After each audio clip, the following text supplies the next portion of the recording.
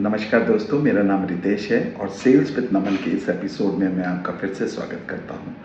आज मैं एक बहुत ही महत्वपूर्ण विषय पे बात करना चाहता हूं, जो कि है वर्क प्लेस प्रोडक्टिविटी। जी हाँ, मैं बात करना चाहता हूं कि किस तरीके से हम अपने वर्क प्लेस पे, अपने ऑफिसेज़ में, अपने कॉर्पोरेट में, अपने सेल्स में, फील्ड में किस तरीके से हम अपनी प्रोडक्टिविटी को इंक्रीज़ करें और इसके क्या-क्या तरीके हैं।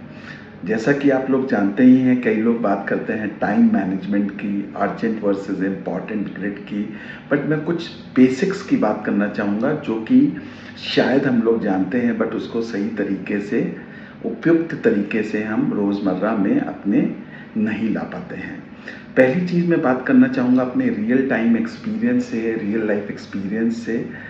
कॉर्पोरेट में मुझे पिछले कुछ 10-12 साल हो गए हैं, ख़ास तौर से कॉर्पोरेट ऑफिस की बात कर रहा हूँ। और मैंने ये पाया है कि जो हमारा फर्स्ट स्टाफ है, जो सुबह 9 से लेके 1 बजे तक या 2 बजे तक है, वो सबसे ज़्यादा प्रोडक्टिव हमको बनाना है। और वो क्यों बनाना है? बिकॉज़ जब हम मॉर्निंग में आते हैं तो हम फ्रेश थॉट्स के साथ आते हैं, और सबसे ये ज़रूरी है कि हमारे जो इमीडिएट टास्क हैं, हमारे जो गोल्स हैं, हमारे जो इम्पॉर्टेंट टास्क हैं, उसको हम अपने डायरी पे लिख लें। डिजिटल का ज़माना है तो हम इसको स्टिकी नोट्स, एक ऐप आता है फ़ोन में और आपके डेस्कटॉप पे भी रहता है, लैपटॉप में।